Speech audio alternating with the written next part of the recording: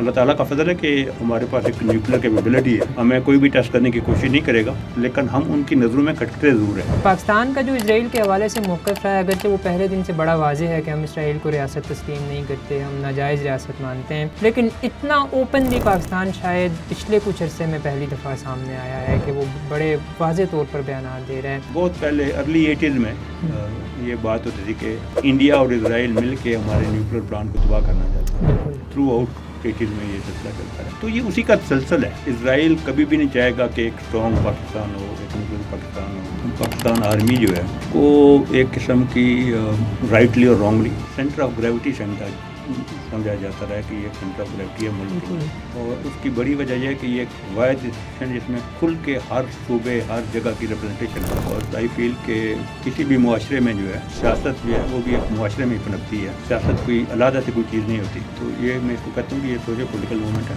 When I से socio political movement, इसका मतलब ये है कि हमारी सोसाइटी में फंडामेंटल प्रॉब्लम है। तो हम ये कोशिश करते हैं कि किसी तरीके से वो हाईलाइट किए जाएँ, लोगों को बताया जाए कि लीडर भी ख़राब हैं, स्टेट की भी गलतियाँ होंगी, लेकिन आप में भी बहुत ज़्यादा गलती है।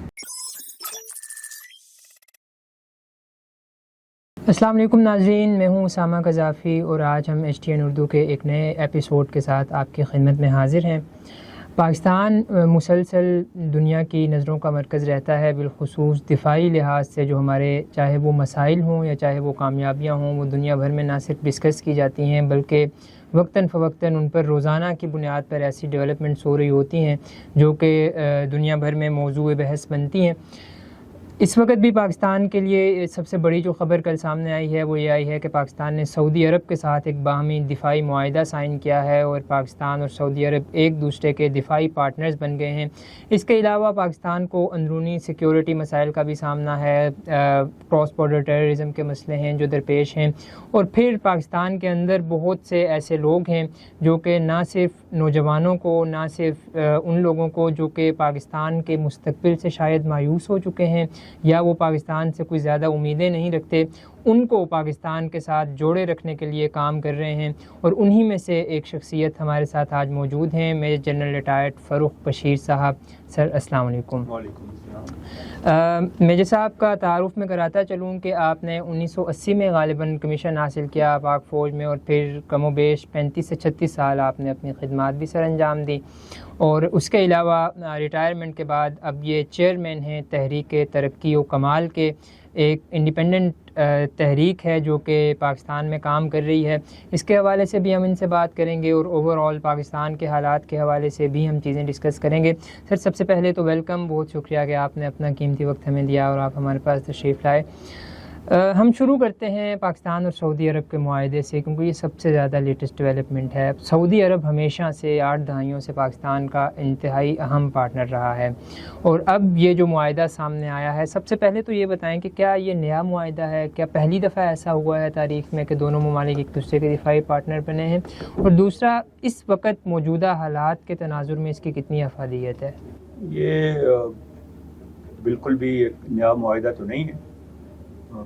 एक अंडरस्टैंडिंग पाकिस्तान के और सऊदी अरेबिया के दरमियान रही है, और दफ़ाई तावन भी काफ़ी अरसे से है, लेकिन वो दफ़ाई तावन ज़्यादातर ट्रेनिंग के ऊपर ये मरकूज़ था और कोलैबोरेशन थी आपस में। लेकिन जिस तरह सिचुएशन एमर्ज कर रही है पिछले 3 साल से कि इसराइल ब्लेटेंटली एक मुल्क से हट के दूसरे इस्लामी मुल्क के ऊपर हमले कर रहा है और तबाही फैला रहा है, और फिर जो रिसेंट पाकिस्तान और इंडिया का कॉन्फ्लिक्ट भी हुआ है, उसमें भी उन्होंने ओपनली इंडिया की सपोर्ट की। उनके ड्रोन्स हमारे पिंडी तक आ गए थे, पिंडी तक आ गए, और वैसे भी हमें पता है वो किस लेवल के ऊपर इंडिया की सपोर्ट करते हैं। तो ये जो सिचुएशन एमर्ज हुई है, इसमें काफ़ी इम्पोर्टेंट था कि मुस्लिम कंट्री जो है, स्पेशली जिनका आपस में क्लोज रिलेशन था, वो अपनी अपनी स्ट्रेंथ जो है उनकी, उनको बुरे कार ला के कोई एक रिस्पॉन्स दें। अभी पाकिस्तान की दफाई कुव्वत जो है वो दुनिया को पता है कि पाकिस्तान एक मिलिट्री स्ट्रेंथ है हमारी, और सऊदी अरेबिया जो है उनके पास माली वसाइल हैं और मिलिट्री स्ट्रेंथ ज़्यादा कम है।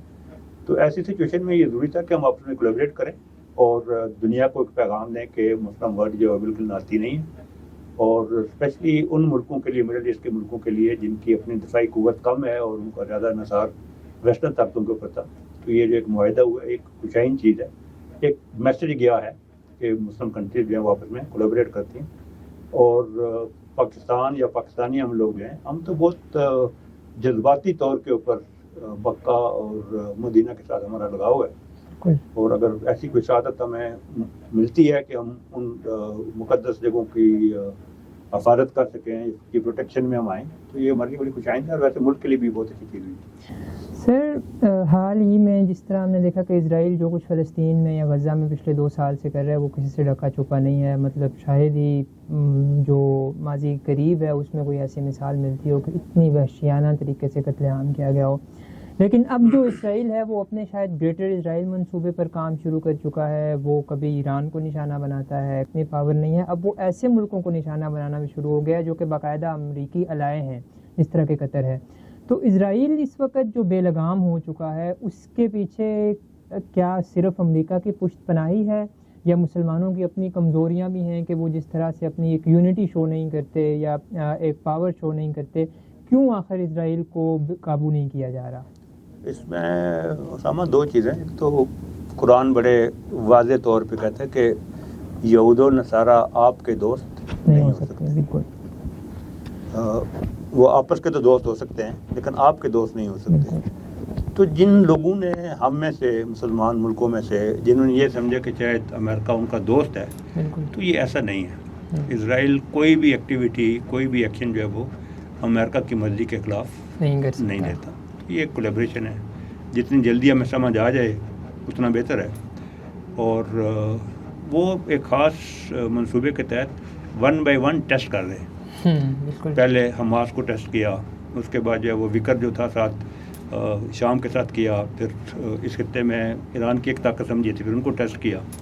تو اللہ تعالیٰ کا فضل ہے کہ ہمارے پاس ایک نیوکلیئر کیپیبلٹی ہے. ہمیں کوئی بھی ٹیسٹ کرنے کی کوشش نہیں کرے گا, لیکن ہم ان کی نظروں میں کھٹکتے ضرور ہیں. بالکل. اور جو ہم کھٹکتے ہیں, میں نے جب یہ انڈیا اور پاکستان کی کولیبریشن ہوئی تھی, کولیبریشن کہہ رہا ہوں, کانفلکٹ ہوا, تو اس کے بعد میں نے کہا تھا کہ پاکستان کے اوپر انڈیا ابھی کبھی بھی حملہ نہیں کرے گا. 1-2 ٹاک شو میں میری بات ہوئی, لیکن وہ آپ کو انٹرنلی ڈیسٹیبلائز کرنے کی میکسیمم کوشش کریں گے. اور یہ ایون اسرائیل ہو گیا, باقی بھی جو پاورز ہیں وہ پاکستان کے ساتھ ڈائریکٹ اس میں نہیں آئیں گی کنفرنٹیشن میں, اسپیشلی جب ہم نے اپنا ایک عزم شو کر دیا, اپنی کیپیبلٹی شو کر دی. اور خاص کر ایک آرمی چیف کا جو بیان ہے یا ان سے ایٹریبیوٹ کیا گیا کہ اگر ہم گئے تو 7 اور کو بھی لے جائیں گے, تو اس کے بعد کوئی آپ کے ساتھ کنفرنٹ نہیں کرے گا اس طرح, لیکن وہ آپ کو انٹرنل ہی بھی کریں گے. اس کے لیے ہمیں اپنا انٹرنل فرنٹ جو ہے اس کو ٹھیک رکھنے کی ضرورت ہے. سر قطر میں پچھلے دنوں دوحہ میں اجلاس ہوا ہے, عرب اسلامی سربراہی کانفرنس, اور شہباز شریف صاحب بھی وہاں شریک ہوئے ہیں. اور اس کے بعد جو اسحاق ڈار صاحب کے جو انٹرویوز گئے ہیں الجزیرہ کو یا عرب میڈیا کو, انہوں نے انٹرویوز دیے ہیں, انہوں نے پہلی دفعہ بڑے کھل کے بات کی ہے کہ اگر اسرائیل کسی بھی قسم کی جارحیت کرتا ہے تو پھر وہ ہم سے کسی قسم کی کوئی توقع نہ رکھے کہ شاید ہم جواب نہیں دیں گے یا ہم کوئی شام اور لبنان کی طرح بیہیو کریں گے. اس کے علاوہ ہم نے دیکھا کہ پچھلے دنوں اقوام متحدہ میں جو مستقل مندوب ہیں عاصم افتخار صاحب, انہوں نے اسرائیلی جو مندوب تھا اس کی آنکھوں میں آنکھیں ڈال کے بڑا بلنٹلی اس کو کہا کہ آپ جو ہے وہ مطلب اسرائیل ایک راک سٹیٹ ہے اور اسرائیل نے جو ظلم و تسلط رکھا ہوا ہے اس کو اب بند ہونا چاہیے. پاکستان کا جو اسرائیل کے حوالے سے موقف رہا ہے, اگرچہ وہ پہلے دن سے بڑا واضح ہے کہ ہم اسرائیل کو ریاست تسلیم نہیں کرتے, ہم ناجائز ریاست مانتے ہیں, لیکن اتنا اوپنلی پاکستان شاید پچھلے کچھ عرصے میں پہلی دفعہ سامنے آیا ہے کہ وہ بڑے واضح طور پر بیانات دے رہا ہے. اور بیچ میں کچھ یہ باتیں بھی چلتی رہی ہیں پچھلے کچھ عرصے میں کہ شاید پاکستان اسرائیل کو تسلیم کرنے کی طرف جا رہا ہے, شاید کوئی پاکستان سے وفد اسرائیل کو وزٹ کر کے آئے ہیں. تو اس وقت جو پاکستان کی اسرائیل کے حوالے سے اسٹریٹجی میں ایک شفٹ تو نہیں آیا, لیکن ایک اوپن اسٹریٹجی کے ساتھ پاکستان سامنے آیا ہے, اس کا کیا بیک گراؤنڈ ہے؟ بیک گراؤنڈ اسامہ یہ بہت پرانا ہے. بہت پہلے ارلی 80s میں یہ بات ہوتی تھی کہ انڈیا اور اسرائیل مل کے ہمارے نیوکلیر پلانٹ کو تباہ کرنا چاہتے ہیں. بالکل. تھرو آؤٹ 80s میں یہ سلسلہ چلتا رہا. تو یہ اسی کا تسلسل ہے. اسرائیل کبھی بھی نہیں چاہے گا کہ ایک اسٹرانگ پاکستان ہو, ایک نیوکلیر پاکستان ہو. پھر چائنا کی کولیبریشن کے ساتھ, ہماری اپنی ایبلٹی کے ساتھ ہم نے دنیا کو ڈیمانسٹریٹ بھی کر دیا ہے کہ ہمارے میں کیپیبلٹی بھی ہے اور ارادہ بھی ہے. زیادہ جو ایک لوگوں کو ڈاؤٹ رہتا ہے وہ یہ تھا کہ پتہ نہیں ان میں ریزالو ہے یا نہیں ہے, یہ کریں گے یا نہیں کریں. تو اللہ کے فضل سے ملٹری کمانڈ نے یہ دونوں چیزیں واضح کر دی کہ کیپیبلٹی بھی ہے, ٹیسٹڈ نیوکلیئر پاور ہے, ہم نے ہمیشہ جواب دیا, اور ریزالو بھی ہے. تو یہ بھی ہر چیز کا ایک نا کلمینیشن پوائنٹ آتا ہے. ابھی وہ ڈھکی چھپی دشمنی جو تھی اسرائیل کے اور پاکستان کی، نیچرلی ان کو بھی بہت کھٹکتا ہے کہ آپ کے پاسپورٹ میں لکھا ہوا ہے all countries of the world except Israel, that means it is an open declaration that we don't accept you. تو وہ ایک چیز کوک اپ ہو رہی تھی، اور ابھی جب انہوں نے مختلف مسلمان ملکوں کے اوپر حملہ کیا، پھر انڈیا کو بھی سپورٹ کیا، تو ایک چیز کھل کے سامنے آ گئی. جب کل چیز کھل کے سامنے آ جاتی ہے تو پھر انٹرویوز میں بھی ایک دوسرے کو بتایا جاتا ہے. ابھی 2-3 دفعہ تو نیتن یاہو نے بھی پاکستان کا ذکر کیا، تو جب وہ کر رہے ہیں تو بالکل اوپن ہو گئی. سر اگرچہ پاکستان کی جو ملٹری کیپیبلٹی ہے اس پہ کوئی شک نہیں ہے، اور پاکستان دنیا بھر میں جب جہاں ضرورت پڑی ہے پاکستان ہمیشہ پیش رہا ہے، لیکن جو پاکستان کو اندرونی اس وقت مسائل درپیش ہیں، چاہے وہ کراس بارڈر ٹیررزم کے حوالے سے ہوں، چاہے وہ BLA TTP کے مسئلے ہوں. افغانستان میں جب طالبان کی حکومت آئی تو ہم ایکسپیکٹ کر رہے تھے کہ شاید کوئی حالات بہتر ہوں گے اور اب اس ٹیررزم میں کمی آئے گی، لیکن انفارچونیٹلی اس میں مسلسل اضافہ ہی ہوتا چلا جا رہا ہے. تو جو پاک افغان ریلیشنز ہیں ان کے حوالے سے پاکستان کہاں پر کوئی غلطی کر رہا ہے جہاں پر جس وجہ سے اس ٹیررزم کے مسئلے پر قابو نہیں پایا جا رہا؟ اسامہ، میرا اس کے بارے میں ویو تھوڑا سا مختلف ہے. میں تو کافی عرصے سے یہ کہہ رہا ہوں، جب میں سرور میں تو اس وقت بھی یہ کہتا تھا کہ یہ افغان طالبان یا پاکستانی طالبان یہ ایک ہی کوائن کے دو روح ہیں نا. اس میں یہ ایکسپیکٹ کرنا کہ جب افغان طالبان کامیاب ہو جائیں گے تو پاکستانی طالبان کو وہ رین ان کریں گے، تو میرے خیال میں یہ ایکسپیکٹیشن ہی غلطی. اگر ان کے نظریاتی اسٹائل ایک ہے، رہن سہن اسٹائل وہ ایک ہے، ایتھنک وہ ایک چیز ہے، تو اس میں میرے تو شروع میں یہی تھا کہ جب اگر وہ افغان طالبان ہوتے ہیں تو ہمارے والوں کو زیادہ حوصلہ افزائی ہوگی. اور اس کے اوپر پھر وہ پروو کیا وقت نے آہستہ آہستہ کہ وہ جتنے مرضی آپ جسچر شو کرتے رہے ہیں افغان طالبان کو ریکنسائل کرنے کی اٹموسٹ پاکستان نے کوشش کی ہے، کیونکہ پاکستان نے پچھلے 20-25 سال سے ان کو پناہ دیے رکھی ہے ادھر. بالکل، آپ ماشاء اللہ پڑھے لکھے آدمی ہیں، تو یہ اگر پاکستان کی سپورٹ نہ ہوتی تو وہ اتنی جلدی امریکہ کو ادھر سے افیکٹ نہیں کر سکتے تھے. لیکن یہ کہ وہ کسی طریقے سے نہیں مان رہے تو پھر آخر میں آپ کو فائٹ کرنا پڑتا. یعنی مستقبل کیا لگ رہا ہے آپ کو پاک افغان ریلیشنز کا؟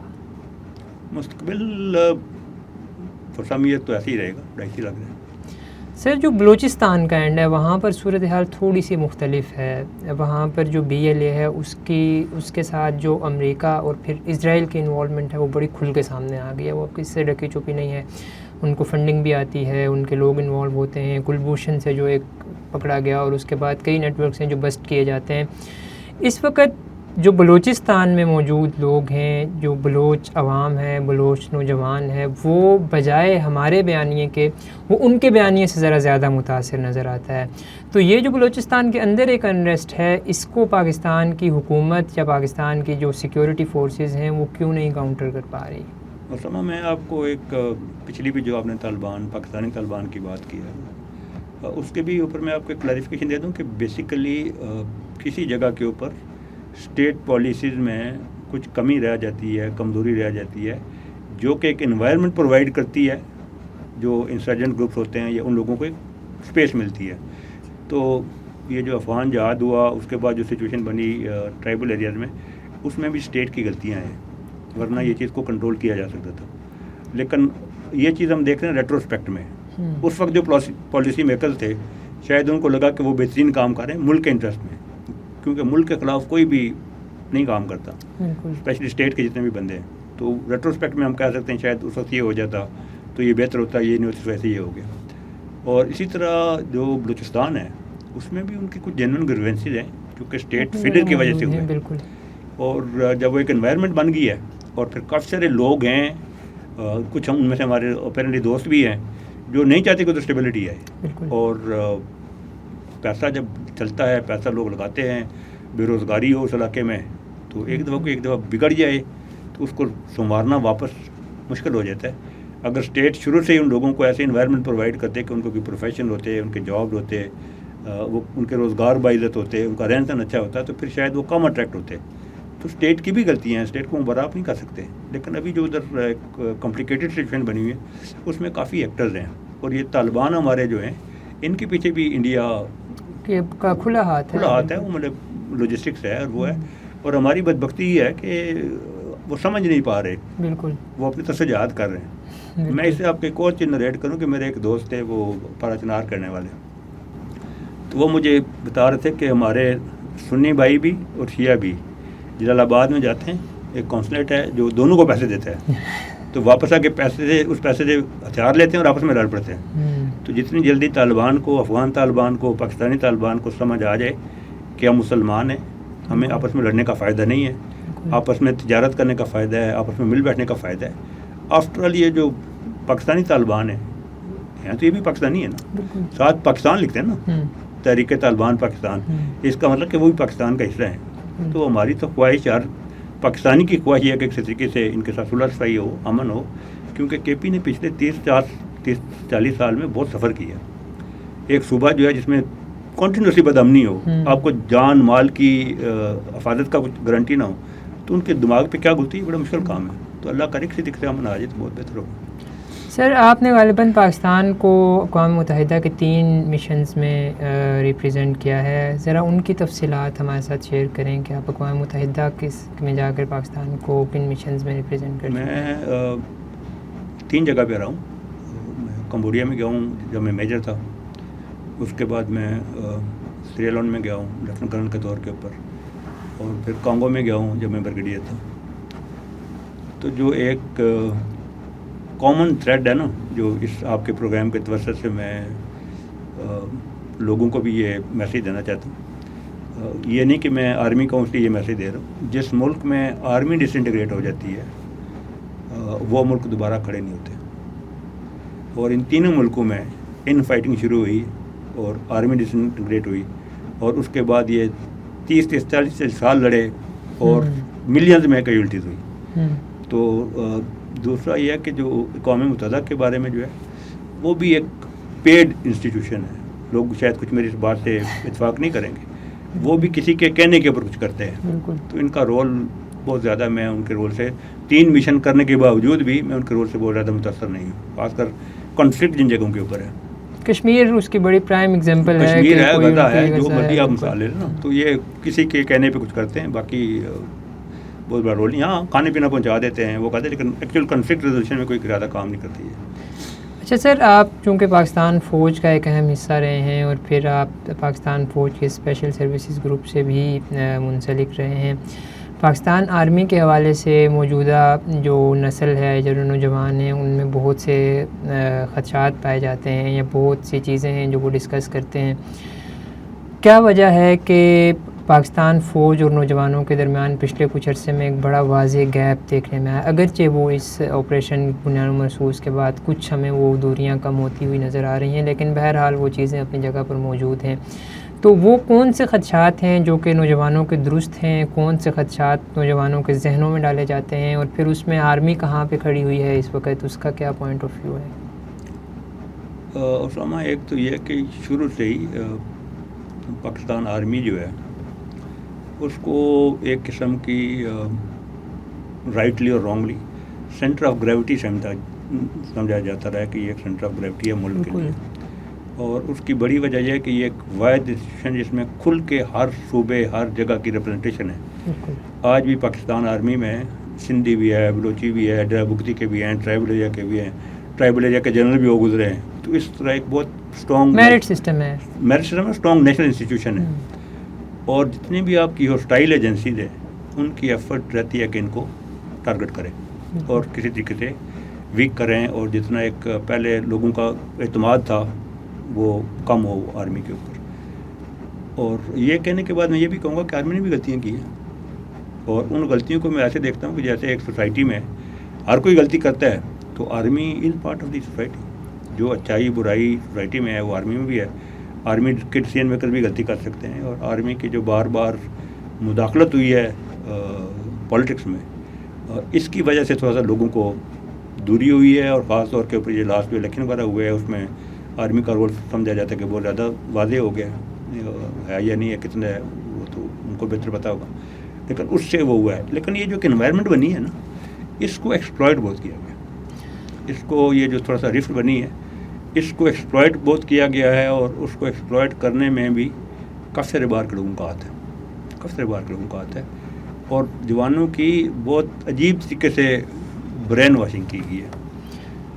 اس سے جو ہے نا تھوڑا سا گیپ جو ہے وہ بڑھتا گیا ہے. لیکن آرمی کی بھی غلطیاں ہیں کچھ، ان کو ٹھیک کرنی چاہیے اپنے آپ. سر آپ ایک تحریک چلا رہے ہیں جس کا نام ہے تحریک ترقی و کمال.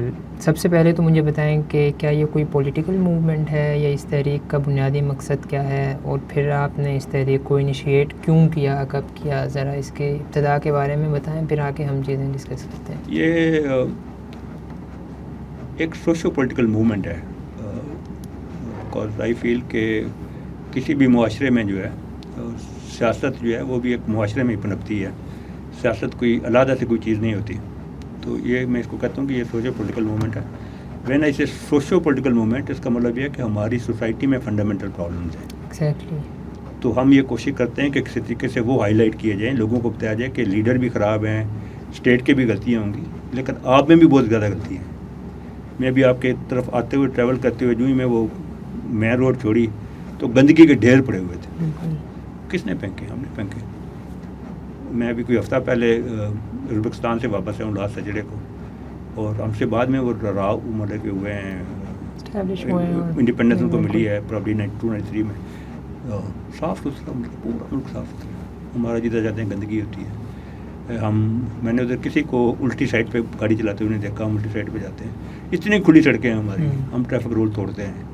تو یہ جو میں کہتا ہوں سوشل پولیٹیکل موومنٹ, تو میں جدھر بھی جاتا ہوں میرے ساتھ لے جاتے, پہلے ہم لوگوں کو کہتے ہیں کہ آپ میں بھی غلطیاں ہیں, میرے میں بھی غلطیاں ہیں, پہلے ان کو ٹھیک کریں. اور اسی لیے ہماری جو موومنٹ کا جو سلوگن ہے وہ ہے کہ ہم بدلیں گے تو بدلے گا پاکستان. ہم چاہتے ہیں کہ لیڈر بدل جائیں, گورنمنٹ بدل جائے, لیکن میں نہ چینج ہوں. تو یہ تو اس کا سوشل اینگل ہے. اور پولیٹیکل اینگل یہ ہے کہ جس وقت تک آپ عملی سیاست میں حصہ نہیں لیتے تو محض بیٹھ کے دعا کرنے سے تو کچھ نہیں ہوتا. اگر آپ نے اسٹیٹ پالیسیز کو افیکٹ کرنا ہے یا بہتر کرنا ہے, اس کے لیے آپ کو پولیٹکس میں آنا پڑے گا. اور نئی تحریک کیوں شروع کی ہے؟ وہ اس لیے شروع کیا کہ پچھلے 45 یا 50 سال سے یا 70 سال سے جو پارٹیز آپ کے سامنے وہ تو یہی ہیں, جو ڈلیور کر رہی ہیں وہ آپ کے سامنے ہیں. اور بدقسمتی سے ہمارے ملک میں سیاستدان بہت زیادہ ہیں جو الیکشن جیتنا چاہتے ہیں, لیکن قوم بنانے کی طرف کوئی نہیں آتا, نیشن بلڈنگ کی طرف کوئی نہیں آتا, because it takes more time. میرے ایک بڑے اچھے جاننے والے ہیں, بہت پڑھے لکھے آدمی ہیں, وہ مجھے کہتے ہیں جی آپ باتیں بڑی ٹھیک کرتے رہتے ہیں ہر وقت, لیکن یہ تو لمبا ٹائم ہے. آپ کا تعلیم کی بات کرتے ہیں, یہ تو 15 سال بعد رزلٹ آتا ہے. آپ نیشن بلڈنگ کی بات کرتے ہیں, یہ تو کئی دفعہ 20 سال لگ جاتے ہیں. ہم تو سیاستدان ہیں, ہم تو الیکشن جیتنا چاہتے ہیں. تو ہم بھی الیکشن کے لیے کوشش کریں گے, لیکن ہمارا مین مقصد الیکشن جیتنا نہیں ہے. ہمارا مین مقصد ہے کہ کسی طریقے سے قوم بنے اور ہمارے ساتھ کچھ باکردار لوگ ہیں. اکثر لوگ مجھے کہتے ہیں کہ آپ کا ایجنڈا کیا ہے. میں ان کو کہتا ہوں ایجنڈا یہ ہے کہ کچھ باکردار لوگ ہیں کہ نظام کو چلایا جائے. نظام آلریڈی ہے, تھوڑا بہت آبسلیٹ ہوگا, لیکن نظام ہے. لیکن اس کو آپ سبورٹ کر دیں تو نظام تو کچھ نہیں کر سکتا. سر آپ کی جو تحریک ہے اس کو کتنے سال ہو چکے ہیں؟ غالباً تقریباً 3 سال ہو گئے. 3 سے 4 سال. اس دوران آپ نے بہت سارے پاکستان کا جو سیاسی منظرنامہ ہے وہ بڑی تیزی کے ساتھ تبدیل ہوا ہے. مطلب جو ایک حکومت تھی وہ ختم ہوئی, پھر چند وہ لوگ حکومت میں ہیں جن کو شاید کہا جاتا ہے کہ وہ میرٹ پر نہیں آئے, اور پھر وہی لوگ جن کو پہلے 1 سال میں انتہائی کرٹیسزم کا سامنا رہا, اب وہ دنیا بھر میں اس وقت جو ہے وہ مقبولیت کی بلندیوں پر ہیں. تو بڑی تیزی کے ساتھ ہمارے پولیٹیکل حالات چینج ہو رہے ہیں. اس ساری صورتحال میں ایک گیپ بنانا اور اپنی پارٹی کو سامنے لانا, پھر اپنے آپ کو سامنے لانا, آپ کو کتنا مشکل چیلنج نظر آ رہا ہے؟ بالخصوص ابھی چونکہ ہمارے آنے والے الیکشنز میں بظاہر تو کافی وقت ہے, تو اس وقت تک کیا آپ اپنی پارٹی کو اتنا اسٹیبلش کرنے میں کامیاب ہو جائیں گے کہ نیشنل لیول پر یا کم از کم اسلام آباد یا راول پنڈی کی حد تک آپ اپنی پارٹی کو مضبوط کر لیں؟ میں اسامہ آپ کا جو سوال ہے اس کو 2 حصوں میں جواب دوں. پہلے آپ نے بتایا کہ بڑی تیزی سے منظرنامہ چینج ہوا ہے. مجھے منظرنامہ چینج ہونے سے زیادہ فکر نہیں ہے. مجھے یہ فکر ہے کہ یہ منظرنامہ چینج ہونے سے پہلے, اس سے بعد, اس سے بہت پہلے آیا عوام کے مسائل حل ہو رہے ہیں.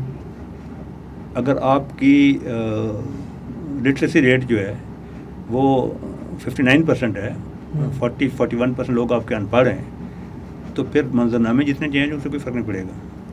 اگر آپ کی غربت کی لکیر سے لوگ نیچے متواتر جاتے جا رہے ہیں پہلے بھی اور ابھی بھی, تو منظرنامے سے کوئی نہیں ہوگا. یہ سامنے جو فوٹو شاپس ہوتے ہیں جی پاپولر ہو گیا, نہیں پاپولر ہوا, ہر آٹے کی جو تھیلا ہے اس کے اوپر بھی تصویر لگی, تو اس سے کوئی فرق نہیں پڑتا. ہمارا کنسرن یہ ہے کہ عام آدمی جو ہے اس کی حالت کس طرح بہتر ہو. اور اس لیے میں کہتا ہوں کہ میں الیکشن کی کوئی جلدی نہیں ہے. ہم کہتے ہیں کہ کسی طریقے سے ساؤنڈ فوٹنگ کے اوپر اس ملک میں فکری اور انتظامی تبدیلی آئے, تو اس کے لیے ٹائم لگ جاتا ہے. اور آج کل تو حالات بڑے ٹف تھے. اس میں ایک جگہ بنانا, اسپیس بنانا واقعی بہت مشکل تھا. بڑی کشیدگی تھی, پولیٹیکل کشیدگی ہے, اور ویسے بھی لوگ مایوس ہیں نا. لوگ کہتے ہیں یہ کون سی نئی پارٹی ہے کہ یہ کیا کر لیں گے.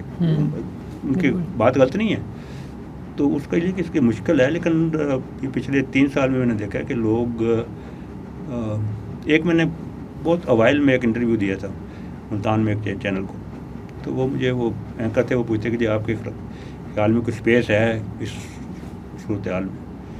تو میں نے ان کو کہا جی بہت بڑی اسپیس ہے. تو وہ تو اسے حیران سے ہو گئے, کہتے ہیں کیسے اسپیس ہے, آپ کیسے کہتے ہیں. کہا سچ بولنے کی اسپیس ہے, کیونکہ ہر کوئی جھوٹ بول رہا ہے, ہر کوئی دھوکہ دینے کی کوشش کر رہا ہے, ہر کوئی ووٹ لینے کے چکر میں. اگر آپ سچ بات کریں, لوگوں کو سیدھی بات بتائیں, تو لوگ شروع میں تکلیف ہوتی ہے لیکن پھر سننے کے لیے کامیاب ہو جاتے ہیں. ابھی آپ دیکھ رہے ہیں کہ 3 سال میں بہت جگہوں پہ پھرا ہوں. ابھی کچھ لوگ فیس بک پہ مجھے جوائن کر رہے ہیں, کوئی جوائن کر رہے ہیں. مجھے بہت سارے لوگوں نے کہا کہ جی آپ کوئی جن سا ایسا بیانیاں بنائیں جو اٹریکٹیو ہو. میں نے کہا بیانیاں بنانے کا مطلب ہے کہ جھوٹ بنائیں نا. میں نے کہا میرا کوئی بیانیہ نہیں ہے, میں تو جو فیکٹس اینڈ فگرز ہیں اور جو ہم راستہ دکھانا چاہتے ہیں اس کی بات کروں گا. کسی کو پسند آتا ہے تو اچھی بات ہے. ابھی جھوٹے بیانیاں بنا کے لوگوں کو اٹریکٹ کر کے بعد میں اب ڈلیور نہ کر سکے تو اس کا کوئی فائدہ نہیں ہے. سر آپ بہت اسٹرانگ بیک گراؤنڈ سے, یعنی ملٹری بیک گراؤنڈ سے ہیں, تو جب آپ نے اس پولیٹیکل کیریئر کا آغاز کیا تو آپ کو دیگر پارٹیز کی طرف سے کوئی آفر نہیں آئی کہ آپ ہمیں جوائن کر لیں؟ نہیں, مجھے آفر نہیں آئی, اور نہ ہی میں کسی کو جوائن کرنا چاہ رہا تھا. آفر بھی نہیں آئی, لیکن میں کسی کو جوائن کرنا بھی نہیں چاہ رہا تھا. فرض کریں اپنی پارٹی کو جوائن کر لیتے ہیں تو آپ کسی ایک جگہ کے اوپر سینٹر بن جائیں, یا بہت اگر کہ آپ کوشش کر کے آپ ایم این اے بن جاتے ہیں, تو ایک ایم این اے پورے ملک کو تو کچھ نہیں کر سکتا. اگر اس ملک میں تبدیلی ہونی ہے تو پھر ایک لارج اسکیل تبدیلی ہونی ہے. ہاں ایک ایم این اے کوئی سڑک ٹھیک کرا دے گا, کوئی پانی کا بندوبست کر دے گا, لیکن اس ملک میں پورے نظام کی تبدیلی, نظام کی بہتری کی ضرورت ہے. تو ایک آدھی ایم این اے یا ایک آدھی سیٹ سے کچھ نہیں ہو سکتا. سر نظام کی بہتری کیسے ممکن ہے؟ اگر ہم اپنی اوپر سے نیچے تک اگر ہم دیکھیں, ایک ریڑھی بان ہے تو وہ بھی اپنے حصے کی کرپشن کر رہا ہے, اور ایک اگر سب سے ہائر عہدے پر کوئی شخص بیٹھا ہوا ہے تو اپنے حصے کا کام وہ بھی کر رہا ہے. پھر ہماری جوڈیشری ہے, پھر آپ نے تعلیم پہ بہت کام کیا ہے تو آپ کو اندازہ ہوگا کہ تعلیم کے شعبے میں کس طرح کی کرپشنز ہوتی ہیں. مطلب کہ کوئی بھی شعبہ شاید ایسا نہیں ملے گا کہ جو پاک ہو. تو یہ پورے نظام کی تبدیلی کا جو میکانزم ہے یہ کہاں سے شروع ہو سکتا ہے, اور یہ کب تک ہو سکتا ہے کہ ہم ایک بہتر ملک کی طرف, بہتر معاشرے کی طرف جائیں؟ دیکھیے نظام کیا ہوتا ہے. نظام آپ ہیں, نظام میں ہوں. نظام یہ سامنے کیمرہ مین جو ہے وہ ہیں, باہر جو آپ کا چوکیدار کڑھائی ہے نظام ہے. اگر ہم اپنے کام ٹھیک کرنے شروع کر دیں, اور کام ٹھیک کرنے کیسے لوگ شروع کریں گے کہ جو آدمی کسی کو انوائٹ کرے کہ آئیں کام ٹھیک کریں, وہ پہلے مثال دے گا, اپنی کریڈیبلٹی اسٹیبلش کرے گا کہ ہاں جی میں ٹھیک کرنا چاہتا ہوں, آئیں میں نہیں کر رہا ہوں, اور میرے ساتھ آ جائیں. پھر لوگ آپ کے ساتھ آنے کے لیے تیار ہو جاتے ہیں, وہ بھی بہت آہستہ آہستہ. تو اللہ کا فضل ہے, میں لوگوں کو کہتا ہوں یار میں سرو فار 35 ایئرس آرمی میں ایک پبلک ہوا ہے, تو آپ کسی بھی جگہ چلے جائیں پوچھ لیں کہ جی ایک فرق نام کا بندہ تھا, اس سال بھرتی ہوا تھا, اس سال ریٹائر ہوا ہے, اس کے کول و فیل میں کتنا تعداد ہے. مطلب میں بہت کیپیبل آدمی نہیں ہوں, بہت عقل کل نہیں ہوں, لیکن ایک چیز کی واؤچ کر سکتا ہوں کہ میرے کول و فیل میں کبھی تعداد نہیں ہوا. تو اس کے لیے میں لوگوں کو بتا سکتا ہوں یار جا کے پوچھیں کسی جگہ. پھر میں صفائی کی بات کرتا ہوں تو میں نے پارک بھی صاف کیے ہیں, میں نے گلیاں بھی صاف کی ہیں, میں نے گندی نالیاں بھی صاف کی ہیں. اس میں کوئی اختلاف تو نہیں ہے نا, صاف رہنے میں تو کسی کا کوئی اختلاف نہیں. تو ہمارا طریقہ کار وہ یہ ہے کہ ہم کہتے ہیں کہ جو کامن گراؤنڈ ہیں ان کے اوپر بلڈ کریں, اختلافی مسائل کو نہ کریں. ہم شروع میں اختلافی مسائل شروع کرتے ہیں, لڑکے پھر اٹھ پڑتے ہیں نا. ابھی صفائی کرنا ہے اس میں کوئی وہ نہیں ہے, ایجوکیشن پھیلانا ہے اس میں کسی کا کوئی نہیں ہے, ہیلتھ پروویژن ہے اس میں کوئی اختلاف نہیں ہے. تو آپ یہ کرنے کی کوشش کریں, and then go from easier to difficult things. ایک اعتماد نہ ہے نا. ابھی ہمارا بدقسمتی یہ ہوگی کہ راستے میں چلتے کسی کو اسلام بھی کر دینا تو وہ بھی غور سے مڑ کے دیکھ سکے یار یہ جانے والا تو اسلام کی طرف کر دیا. تو یہ کہ وی وانٹ کے معاشرے میں آہستہ آہستہ ایزیئر ٹو ڈیفیکلٹ, ہاں نیچے سے اوپر کی چیزوں کو لے کے آئیں, اور جو آسان چیزیں پہلے ان کو شروع کریں, اور ایز یو گو along پھر ڈیفیکلٹ چیزیں بھی ٹھیک ہو جاتی ہیں. سر جو سب سے پہلے تو آپ اپنی تحریک کے توسط سے, اور پھر ایک بطور ریٹائرڈ آفیسر, آپ جو نوجوان اس وقت پاکستان سے مایوس ہو چکے ہیں, آپ کو مجھ سے بہت بہتر علم ہوگا کیونکہ آپ اٹھتے بیٹھتے ہیں اور ایک موومنٹ لیڈ کرتے ہیں. ان نوجوانوں کے لیے آپ کا کیا پیغام ہے کہ پاکستان کا کیا فیوچر ہے؟ کیا پاکستان کا فیوچر آپ برائٹ دیکھتے ہیں، یا پھر جو آج سے 2 سال پہلے تو شاید جس طرح کا ماحول بن گیا تھا یا شاید بنا دیا گیا تھا، اس میں تو ایک کامن پرسیپشن تھی کہ پاکستان معاشی طور پہ بھی ڈیفالٹ کرنے لگا ہے، ہم سفارتی طور پہ بھی کہیں کے نہیں رہے، لیکن پھر اب خیر چیزیں بہتر ہوئی ہیں، مگر پھر بھی مایوسی اپنی جگہ پر موجود ہے. تو بطور ایک لیڈر، ایک عوامی نمائندہ، آپ عوام کے لیے اور بالخصوص نوجوانوں کے لیے کیا پیغام دیں گے؟ ایک تو بیٹا میں یہ چیز بتا دوں کہ جو چیزیں ہمیں باہر بہت آسان لگتی ہیں وہ اتنی آسان ہوتی نہیں ہیں. جتنی ہر چیز ہمیں بہت اچھی لگتی ہے اتنی اچھی ہوتی نہیں ہے. میرے گھر کل ہی ایک آئے ہوئے تھے، سافٹ ویئر انجینئر ہیں، سعودی عربیہ میں 8 سال کام کر کے تو وہ وی ڈیسائیڈ ٹو کم بیک. تو پہلا تو پیغام یہ ہے کہ جس طرح ہمیں لگتا ہے نا کہ باہر جائیں گے تو ہر چیز بہت ہی اچھی ہوگی، اتنی اچھی نہیں ہوتی ہے. آپ کو ادھر بھی اسٹرگل کرنا پڑتا ہے، سروائیو کرنا پڑتا ہے، اور پھر آپ اپنا گھر باہر چھوڑ کے ایک نئی جگہ پہ جاتے ہیں. تو اگر یہ نوجوان جو باہر جا رہے ہیں اتنی اگر اپنے ملک میں اسٹرگل کریں، معاشرے کو ٹھیک کرنے کے لیے اپنی محنت سے کام کریں، تو پاکستان میں بھی اتنا کام کر سکتے ہیں ریسپیکٹبلی جتنا وہ باہر جا کے کرتے ہیں. اور میں یہ 3 سال میں چلات سے لے کے کراچی، بنو، کرک، ہر طرف ہماری قوم ایک محنتی قوم ہے اور ایک ڈائریکشن لینے کی ضرورت ہے، ایٹیٹیوڈ چینج کرنے کی ضرورت ہے.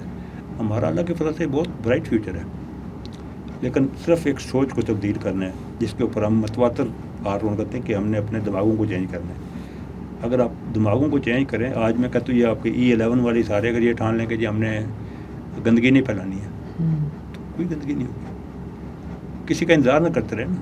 ابھی میں ازبکستان کی مثال دے رہا تھا، ان کو جا کے میں ملا ہوں، نہ ان کی شکلیں کی ہم سے بہت اچھی ہیں، نہ کہ ہم سے بہت ہیلدی ہیں، نہ کہ شکل سے مجھے لگا کہ ہم سے بہت سمارٹ ہیں. صرف ایک ایٹیٹیوڈ ہے کہ گندگی نہیں پھیلانی.